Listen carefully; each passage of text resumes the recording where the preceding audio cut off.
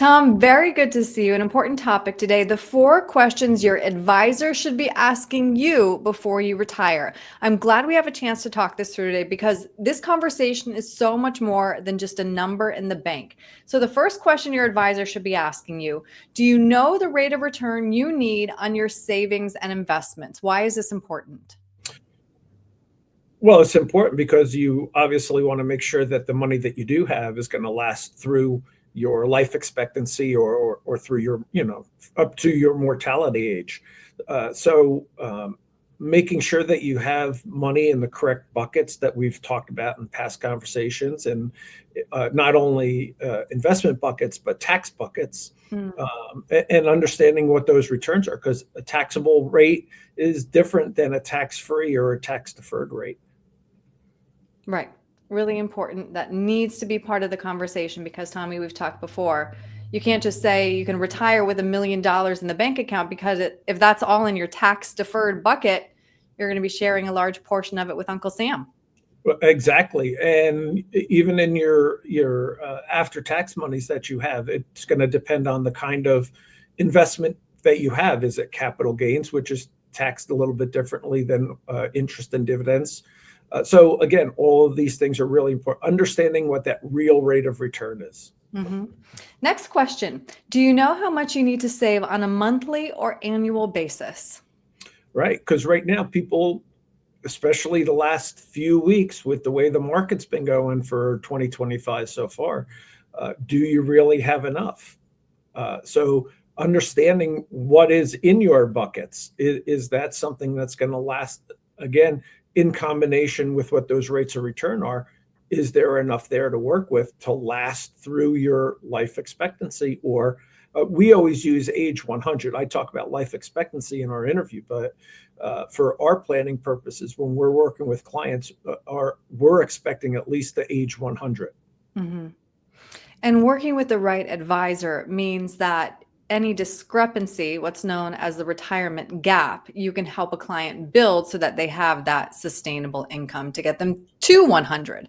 Exactly. So whether it's an income gap, a wealth gap, a total return gap, so that's something that we look at very carefully to make sure that we can fill that if possible. And that's why these questions are so important, because they're Right. going to help reveal that for the client. Mm-hmm. The next question, do you know how long you have to work before you can retire? Tell me it's just a week. Well, I would hope so for everybody or Yeah. for anybody. But again, sometimes we just haven't saved enough. Sometimes earn enough return on our dollars.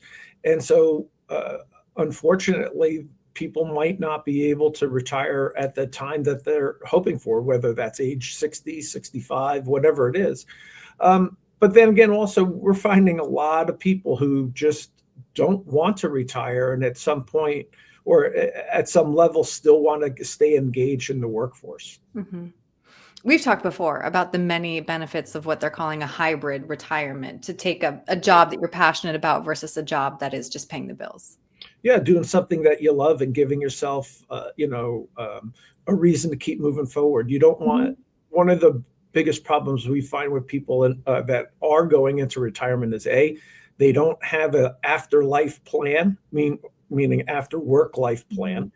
And their identity is wrapped so tightly into the job that they have, Mm-hmm. that they kind of lose perspective of who they are. So it's Right. really important to think beyond that. Right. And one of the reasons I like, Tommy, that you and I are having this conversation right now is you take such a holistic approach, because what I'm hearing you say is there's also part of the equation that is, are you emotionally ready to retire, not just financially? So again, it Right. comes back to it's not just a number in the bank.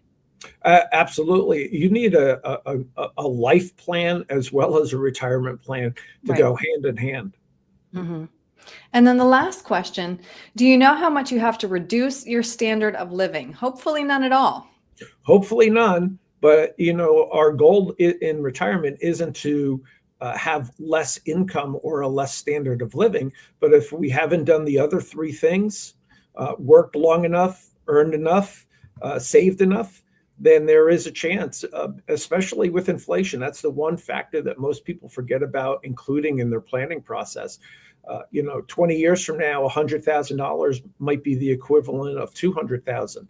And if your money can't sustain that, then you're going to be reducing the income that you're taking from your portfolio, which could mean that you're going to reduce the standard of living that you're used to being in. And no, that's not why we sacrifice and save and do without for all the years that we're working, to live less than what we are during our working years.